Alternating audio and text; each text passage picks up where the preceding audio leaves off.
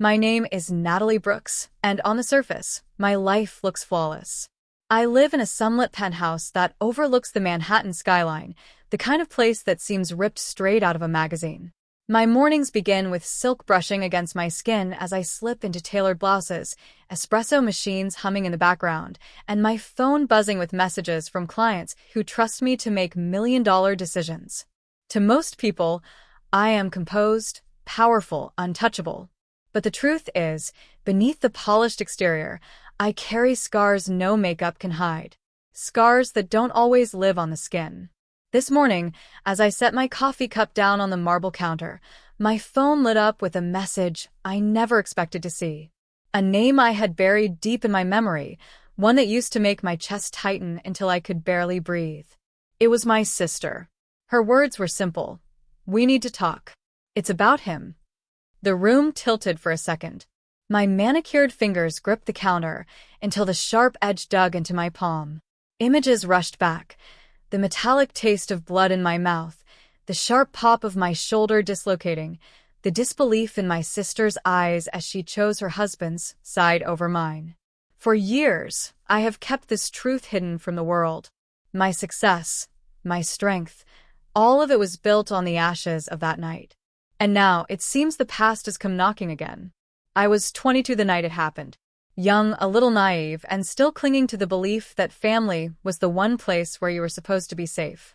My sister, Rachel, had invited me over for dinner. Her husband, Mark, was already a figure I never felt comfortable around. He carried himself with the smug arrogance of a man who thought the world owed him respect.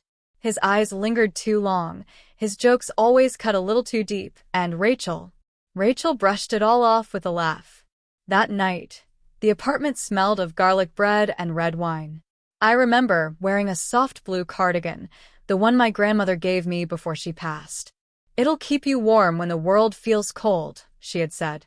At the time, I didn't realize how prophetic her words were.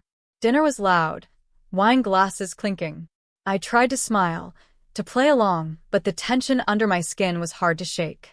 When Rachel stepped away to take a phone call, Mark cornered me in the kitchen. His words slurred, his grin predatory. I told him to stop, to back off, my voice shaking but firm. He didn't. The shove came first. My back slammed against the fridge. Then the hit. I can still feel the sting of his knuckles against my cheek, the sharp crack echoing in my ears. When I tried to run, his hand clamped down on my arm, yanking me back so hard my shoulder popped out of its socket. The pain was blinding. My knees buckled, my palms scraped against the tile as I fell. My face was wet, blood, tears, I couldn't tell. And then Rachel walked in. For a split second, I thought she would scream, rush to my side, demand answers. But she didn't. She just stood there, her phone still in her hand, her expression flat, cold. "You," she said, her voice trembling. "You probably provoked him." The words sliced deeper than any bruise or broken bone ever could.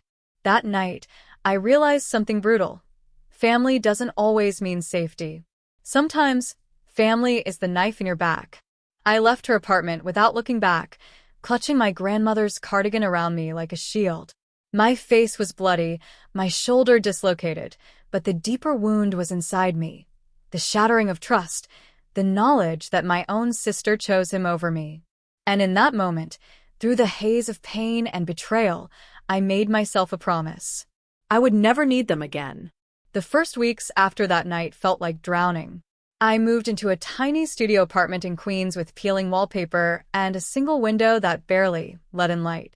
My shoulder was bound in a sling, my face a patchwork of bruises. When strangers stared at me on the subway, I kept my chin down, telling myself I didn't owe them an explanation.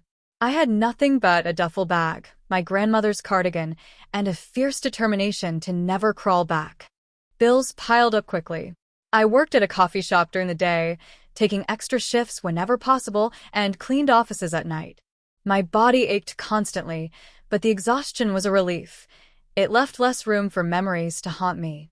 One evening, while restocking coffee beans, I overheard a woman in a tailored suit talking about needing an assistant for her small consulting firm. Something in me sparked.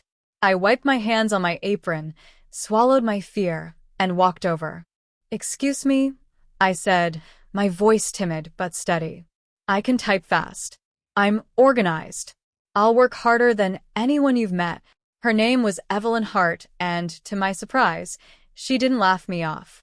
She looked me up and down, saw the bruises I couldn't quite hide, and said, "Be here Monday morning. Don't be late." That job became my lifeline.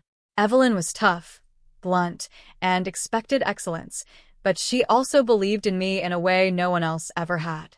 She pushed me to take online courses in business management, to learn accounting software, to speak with confidence even when my hands shook.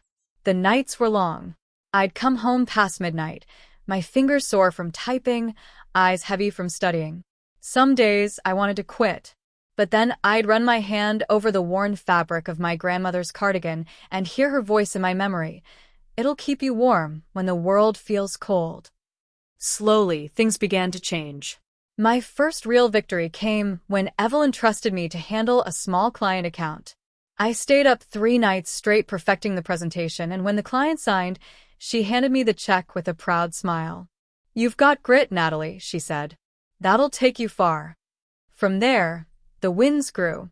I saved every dollar I could, living modestly, refusing to flaunt progress. I didn't post about my life online, didn't call my family to brag, or even to update them. As far as they knew, I was still struggling, maybe barely surviving. The truth? Within a few years, I had built a reputation as Evelyn's right hand. And when she eventually retired, she handed me something I never expected: ownership of the firm we had grown together. Standing in that office, papers signed, keys in my hand, I felt the weight of every bruise, every insult, every betrayal that had once tried to break me. They hadn't won. I had built something of my own, quietly, steadily, away from the eyes of the people who doubted me. And I wasn't done yet. It was a gray Friday afternoon when the past walked through my door. I was in my office, on the 32nd floor of a sleek midtown tower. Floor-to-ceiling windows spilled light across mahogany desks, shelves lined with awards, and a wall where modern art hung in muted tones. Everything in the room told a story.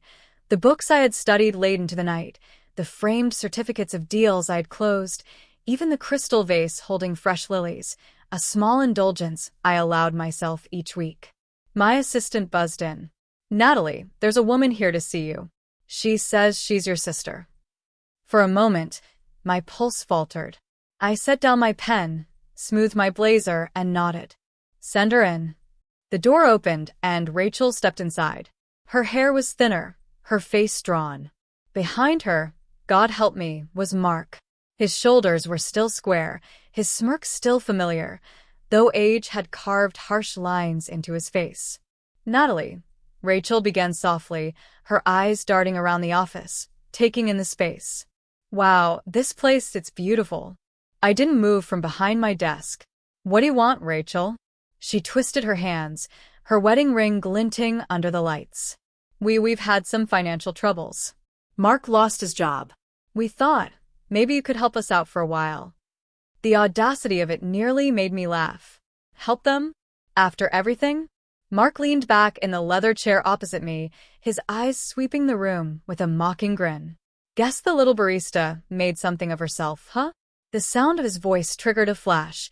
The slam against the fridge, the taste of blood. Rachel's voice telling me I provoked him. My jaw tightened. I leaned forward, folding my hands on the desk. "This firm," I said evenly, "is mine. Every piece of art on these walls, every contract in those cabinets, every dollar that runs through this company, I built it. Alone." Rachel's mouth fell open. You own this place?" I nodded slowly. "Yes. And more. Investments, properties, partnerships.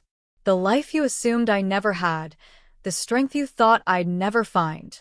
Look around. It's all here." The silence was heavy. Rachel's eyes glistened with disbelief, shame flickering across her features. Mark's smirk faltered for the first time, his confidence cracking. "You could have told us," Rachel whispered. My laugh was short, sharp. "Told you? When you left me bleeding on your kitchen floor. When you told me I provoked him. No, Rachel. I owed you nothing. Not then, not now. Her shoulders slumped, tears spilling down her cheeks. For the first time in years, I saw regret in her eyes, but regret doesn't erase scars. Mark shifted uncomfortably. Look, we just need some help getting back on our feet. You've got more than enough. I cut him off with a glare sharp enough to slice through his arrogance. Don't you dare speak to me as if we're equals. You took something from me that night you'll never be able to give back. And Rachel, you chose him. You chose silence over me. That choice has consequences. Rachel buried her face in her hands, sobbing quietly. Mark looked away, jaw tight, stripped of his usual bravado. For a long moment, I let the silence linger. The city buzzed outside the windows, but in here, time felt suspended. They had come expecting the broken girl they left behind. Instead, they found a woman who no longer feared them. And now, for the first time, the power was entirely mine. I stood, circling slowly around my desk until I was directly in front of them. My heels clicked against the polished floor, each step deliberate, each one reminding them that I was no longer the girl they once dismissed. You want my help? I asked, folding my arms. Then you'll play by my rules. Both of you. Rachel lifted her head, her face blotchy with tears. Anything, Natalie. Just please, don't turn your back on me. Mark's jaw clenched, but he stayed silent, perhaps realizing that the arrogance he once thrived on had no power here. I drew a deep breath. My voice was steady, but beneath it was the ache of years gone by. First, Rachel, if you ever want my support, you'll have to do something you should have done a long time ago. Leave him. Her lips parted in shock. What? I can't. Yes, you can. I cut in. You can because he is poison. He hurt me and you chose him. I can't change what you did that night, but you can change what you're doing now. Stay with him, and you stay outside my life forever.